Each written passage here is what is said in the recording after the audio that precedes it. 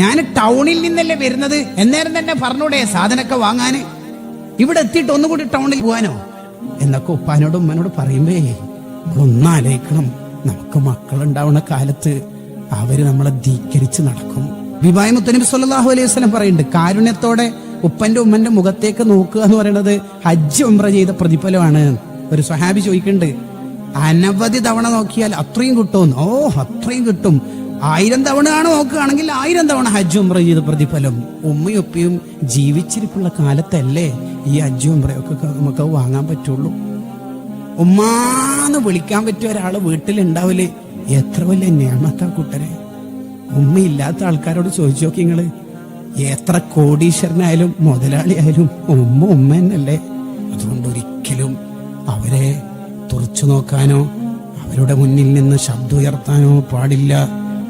അത് ഏറ്റവും കൂടുതൽ. ഞാനല്ലേ ഉമ്മാക്ക് കഴിഞ്ഞ ആഴ്ച 5000 രൂപ അയച്ചെന്നത് ഗൾഫിൽ നിന്ന്? ഞാനല്ലേ ഉമ്മക്ക് 2000-ന്റെ നോട്ട് തന്നത്? പിന്നെ 2 ദിവസം കഴിഞ്ഞിട്ട് ആദ്യം ചോദിക്കുകയാണോ ഉമ്മ എന്താ ആക്കണത്? ഞാനെന്താ പണം പറിക്കുകയാണോ? ഇന്നാ ലില്ലാഹി വ ഇന്നാ ഇലൈഹി റാജിഊൻ. എടോ, 2000 5000 എന്നൊക്കെ പറയാൻ പഠിച്ചതും പല്ല് മുളച്ചതും നാവ് വളഞ്ഞതൊക്കെ ആ മിന്നിപ്പാല് കുടിച്ചിട്ടല്ലേ. എന്താണ് പറയണത്?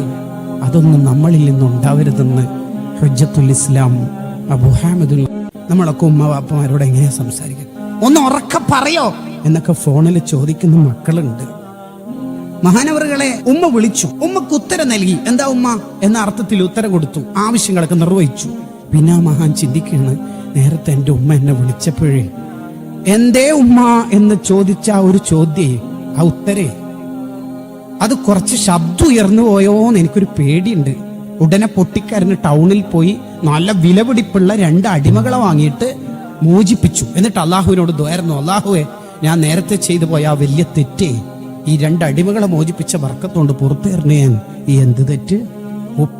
ഉമ്മ വിളിച്ച സമയത്ത് എന്തേ എന്ന് ചോദിച്ചപ്പോ അല്പം ഉയർന്നുപോയി എന്ന് ഓർക്കൊരു തോന്നല്. സിഫത്തു സഫോയിൽ രേഖപ്പെടുത്തപ്പെട്ട ചരിത്രം ആലോചിച്ച് നോക്കിയേ. ചില മഹാന്മാരൊക്കെ ഉമ്മനോട് സംസാരിക്കുമ്പോഴേ വെറുതെ കേട്ടതുപോലെ അഭിനയിക്കല. ആയിക്കോട്ടെ ഉമ്മ, ശരി, ഇൻഷാ അല്ലാഹ്. ഉമ്മ പോയാല് പെങ്ങളോട് ചോദിക്കും, ഉമ്മ എന്താ പറഞ്ഞത്? അപ്പൊ നേരത്തെ ലീക്കാക്ക ആയിക്കോട്ടെ ഇൻഷാ അല്ലാഹ് എന്നൊക്കെ പറഞ്ഞു. അത് ഞാൻ ശരിക്കും കേട്ടിട്ടില്ല. പിന്നെന്താ പിന്നെ അങ്ങനെ പറയാൻ കാരണം? അത് ഉമ്മാനോട് എന്തേന്ന് ചോദിക്കുമ്പോൾ ഒന്ന് എന്റെ ശബ്ദം ഉയർന്നു പോകുമെന്ന് പേടി, രണ്ടാമത്തത് ഉമ്മ പറഞ്ഞതന്നെ പറയേണ്ടി വരൂലേ, അതെനിക്ക് ആവൂല മോളെ, നീ ഒന്ന് പറഞ്ഞാ മതി ഉമ്മ എന്താ പറഞ്ഞത്. ഓ, ഇതാണ് നമ്മുടെ മുൻഗാമികളായ മഹത്തുക്കൾ നമുക്ക് പഠിപ്പിച്ചെന്ന രീതി.